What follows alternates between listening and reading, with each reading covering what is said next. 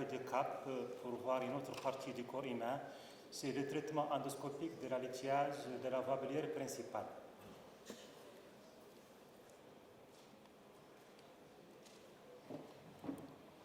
On va parler un peu des termes très techniques, des termes endoscopiques, donc excusez-moi, ça sera un peu spécialisé, mais je vais faire simple et vite. Donc, nous parlons d'une technique qui s'appelle la cholangiopancréatographie rétrograde endoscopique, qu'on va appeler la CPRE, associée à la sphinctérotomie endoscopique. Ce n'est pas une technique récente, c'est une technique ancienne qui date de 50 ans. Le premier cas a été fait en 1974, mais elle est récente en Mauritanie. Donc, c'est pour qu'on soit dans le même bain. Donc, c'est un endoscope qui va rentrer par la bouche et qui va voir la papille, donc là où déverse la bile avec les canaux pancréatiques, les canaux biliaires. Et cet endoscope, par l'intermédiaire de quelques instruments, on va essayer de cathétériser. Donc on a de la jalousie pour les cardiologues, donc on va appeler ça le cathétérisme bilio-pancréatique. Donc on va agir sur le canal biliaire principal par un fil guide et après on va introduire quelques instruments comme le sphinctérotome et on opacifie la voie biliaire et les voies pancréatiques pour faire une cartographie. C'est un paire opératoire et localisé là où il y a le ou les calculs. Et ensuite, on fait ce qu'on appelle la sphinctérotomie proprement dite, c'est de couper le sphincter pour permettre l'extraction de ces calculs. Et on introduit les différents instruments comme un ballon d'extraction qu'on gonfle au-delà des calculs et qu'on le tire vers l'extérieur. Donc, globalement, c'est un principe pour faire court. Actuellement, c'est une technique qui est le gold standard dans le traitement de la lithiase de la voie biliaire principale, qu'elle soit résiduelle ou non, dans l'angiocolite aiguë, dans la pancréatite aiguë lithiasique et pour toutes sortes de drainages biliaires, que ce soit bénigne ou maligne. Comme vous le savez, il n'y a plus d'indications diagnostiques de la CPRE, sauf en Mauritanie, on va voir des cas particuliers.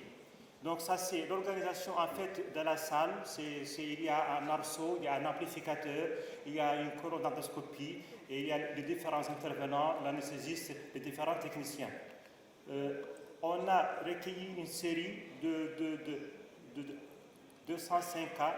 Désolé, il y a une petite erreur. Donc c'est entre le 1er avril 2015 et le 1er mai 2024, donc c'est sur 10 ans dans les différentes structures du pays. On a recueilli 250 cas qui ont été faits. L'âge moyen, c'est de 54 ans, avec des extrêmes de 16 à 92 ans. Et bien entendu, vous imaginez que la majorité absolue, ce sont des femmes, parce que la lithiase biliaire, elle est beaucoup plus fréquente chez les femmes.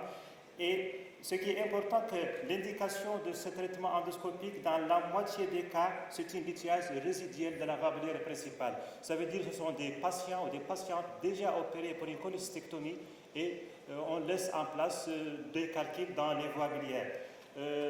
La moitié restante, c'est divisé entre une sphinctéropremière et un traitement combiné. Donc, on partage avec vous le premier cas qui a été réalisé le 11 avril 2015. C'est une femme qui a déjà été cholecystectomisée il y a 10 ans auparavant, qui consulte pour un tableau typique de lithiase à la voie biliaire principale. C'est l'angiocolite que vous connaissez très bien. Et on va faire la première étape de la sphinctéro, ça veut dire le cathétérisme sélectif de la voie biliaire principale par un sphinctérotome et on essaie de cathétériser, on s'oriente bien, il y a certains détails techniques. Donc ça c'est, bien sûr, c'est une image agrandie et la papille elle est extrêmement petite, donc c'est un instrument de 5 French sous endoscopie, il y a un fil guide, vous le voyez. On essaie de le faire rentrer, donc on change un peu l'angle, on change l'orientation, et voilà, il faut patienter. Voilà, donc on est à l'intérieur, et bien sûr, on vérifie par la scopie, par l'amplificateur, qu'on est dans la bonne voie et qu'on n'est pas passé dans le pancréas. Donc la deuxième étape, c'est la sphinctérotomie proprement, c'est la vraie sphinctérotomie, donc on va essayer de couper le sphincter par ce fil guide. C'est un fil guide avec un courant monopolaire. Donc on va essayer de couper le sphincter pour pouvoir extraire le calcul. On se positionne bien, et donc c'est le courant qu'on le coupe, et voilà, donc le sphincter va se... Exactement, donc ça c'est la sphincterotomie tout simplement. Et la troisième étape, c'est l'extraction de ce calcul par un ballon donc qu'on introduit et qu'on gonfle, comme vous l'avez vu dans la première vidéo. Nos vidéos sont beaucoup plus agréables que celles des chirurgiens. Donc ça c'est la sphincterotomie globalement. Et est-ce qu'il y a des limites? Classiquement, il y avait une petite guerre froide entre nous et les chirurgiens. Bon, ils disent en cas d'échec de la sphinctéro, et c'est vrai qu'avant le taux d'échec était un peu élevé, mais actuellement il n'y a presque plus de limites pour la réussite de cette technique. Bon, classiquement, on disait que le gros calcul, un gros calcul de 2 ou 3 cm dans la baboulière principale, constituait une contre-indication à la sphinctéro puisqu'on ne peut pas l'extraire. Mais ce n'est plus le cas actuellement avec le développement instrumental actuel. Donc c'est une femme de 75 ans qui vient pour un gros calcul. Comme vous voyez au cours de la procédure, c'est un gros calcul logé dans le colodoque. Donc il y a une nouvelle astuce actuellement. Il y a différentes façons d'aborder ce calcul, soit le fragmenter par une lithotripsie mécanique, soit le fragmenter par le laser, mais ce ne sont pas des techniques adaptées à notre contexte puisqu'elles consomment énormément de matériel et de consommables. Il y a une procédure, après la sphinctérotomie, on fait ce qu'on appelle la macrodilatation de la papille.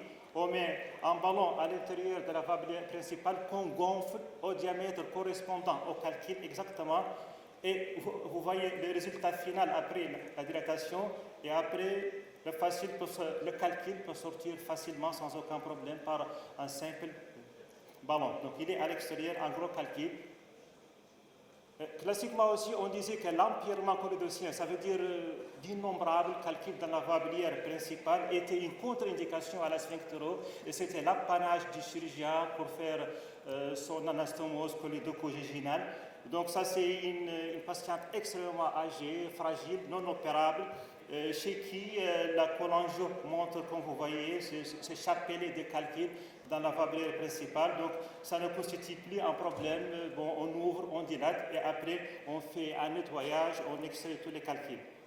Et ça c'est la cholangiographie après le nettoyage total de la baboulière principale.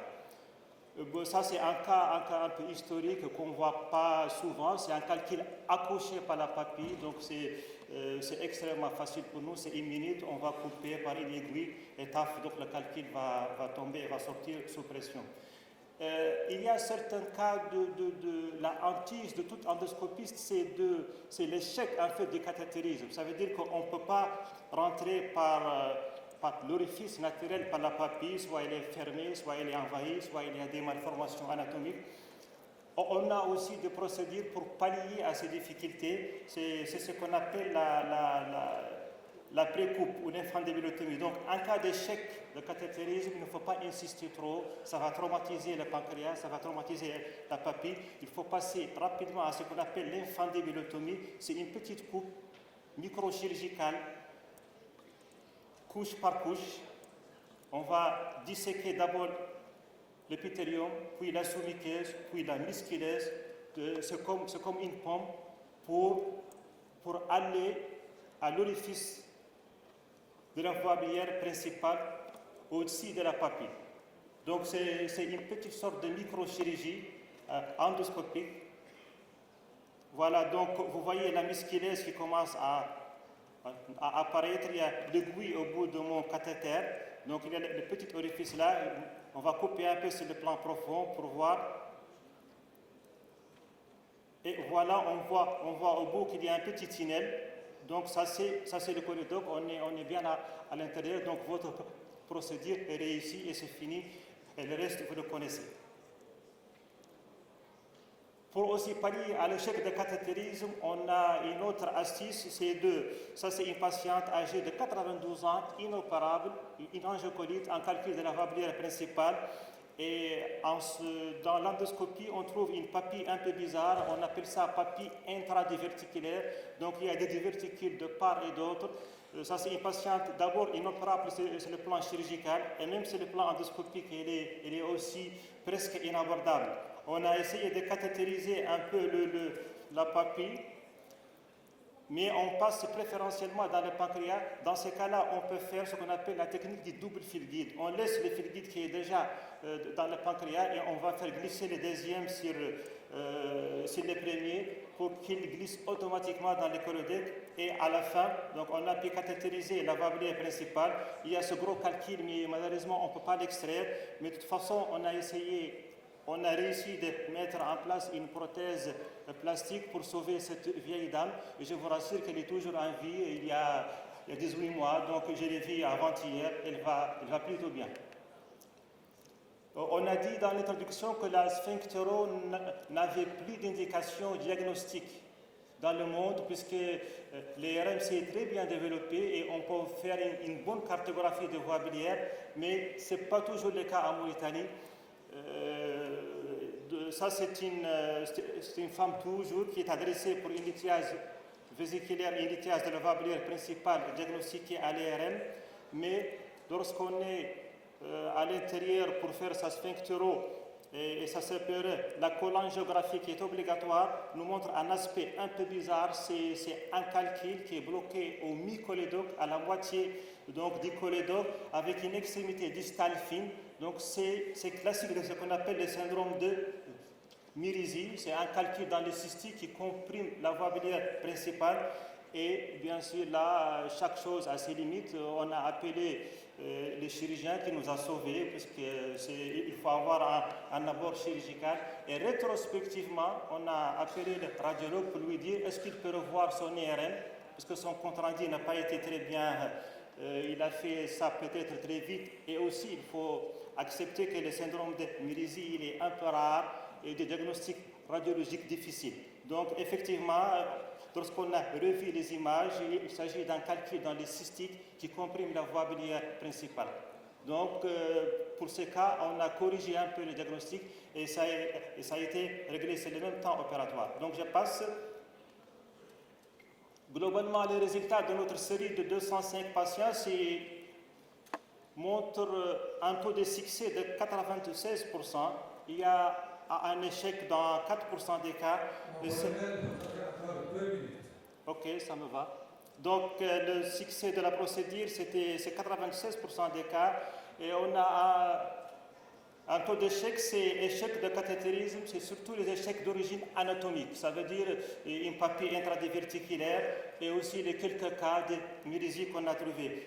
Une chose qui est importante, c'est une technique mini-invasive. Donc, la durée d'hospitalisation, c'était de 24 heures en cas de sphinctéro seul, c'était de 24 à 48 heures en cas de traitement combiné, donc c'est la sphinctéro avec la cholecystectomie par voie sérieux en même temps. Et c'est une chose extraordinaire, un patient qui vient pour une angiocolie et qu'on le fait sortir dans 24 à 48 heures.